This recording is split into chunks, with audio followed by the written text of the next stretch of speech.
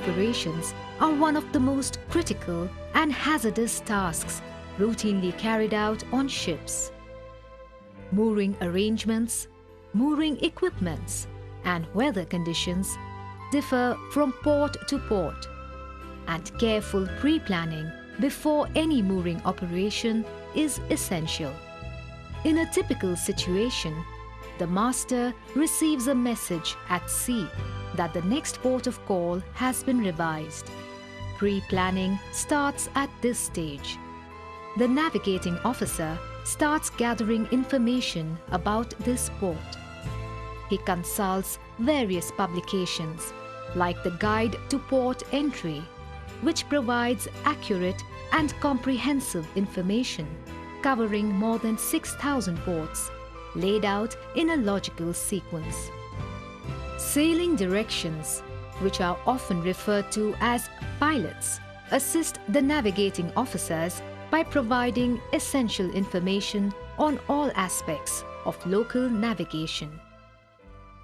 The master calls a pre-arrival meeting and discusses the mooring plan with the ship's officers.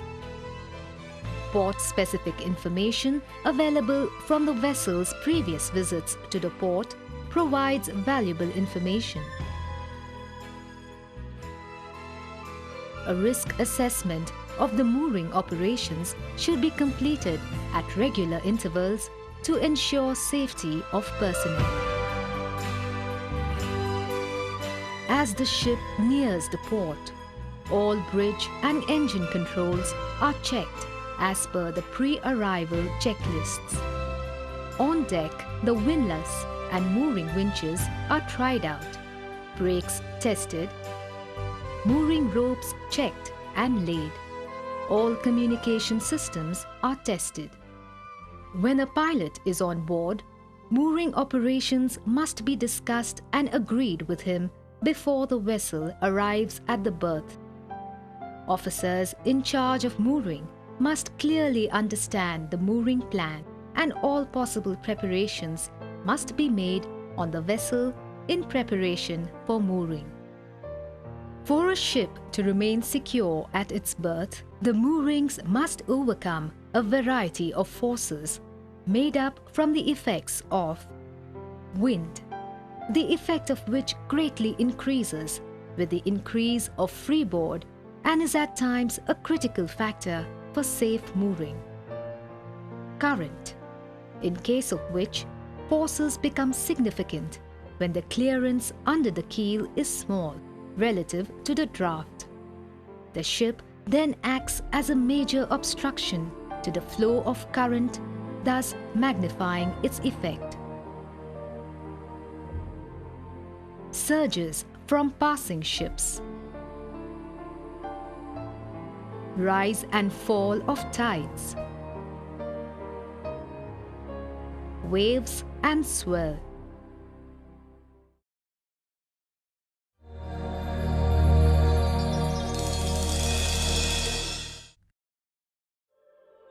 The mooring pattern must be able to cope with environmental forces from any direction.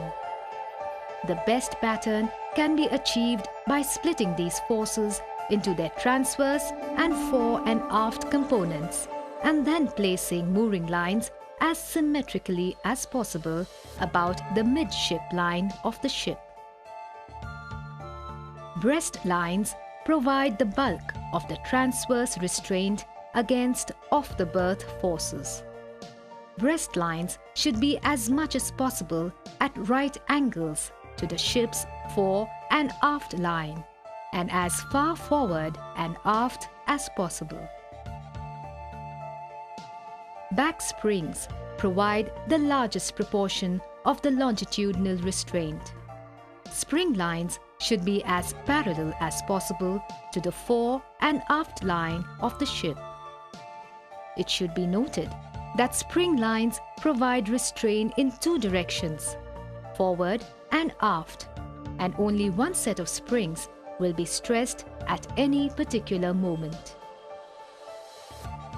Headlines and stern lines, because of their direction, have the effect of providing some restraint against both longitudinal and transverse forces, but actually contribute less to the overall mooring strength than is commonly supposed. Very short lengths of line should be avoided when possible, as such lines will take a greater proportion of the total load when movement of the ship occurs. Most vessels have a combination of synthetic and wire mooring ropes. Synthetic fiber ropes are best suited for head and stern lines, whilst wire ropes are most suited for spring lines and breast lines.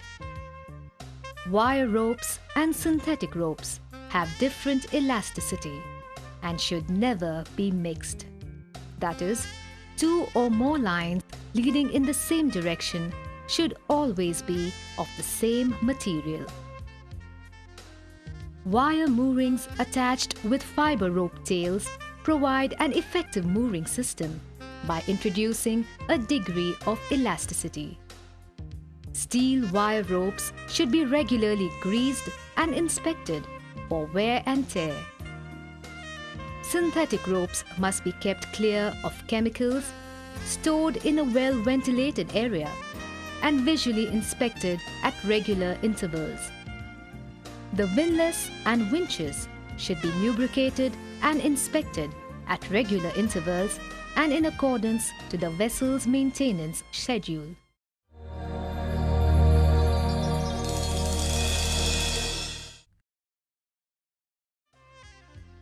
Single point mooring, or SPM, is used to secure tankers for carrying out loading and unloading operations offshore. The SPM is attached to a swivel mechanism, which allows the ship to swing around the buoy in response to wind and tides.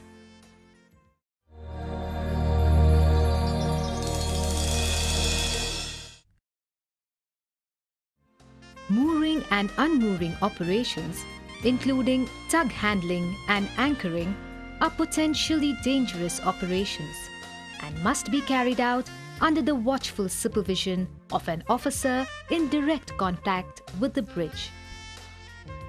Adequate precautions, including but not limited to the following, must be taken.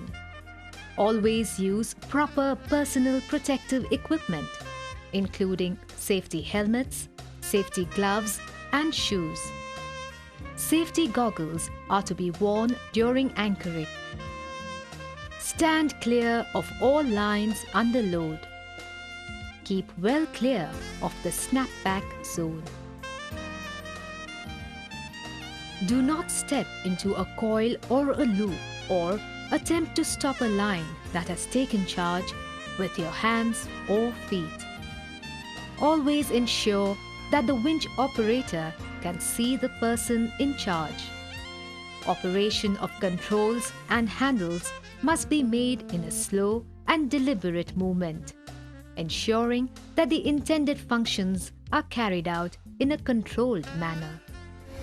Do not leave the windlass or winches running and unattended. The mooring area should be free of litter and well lit at night.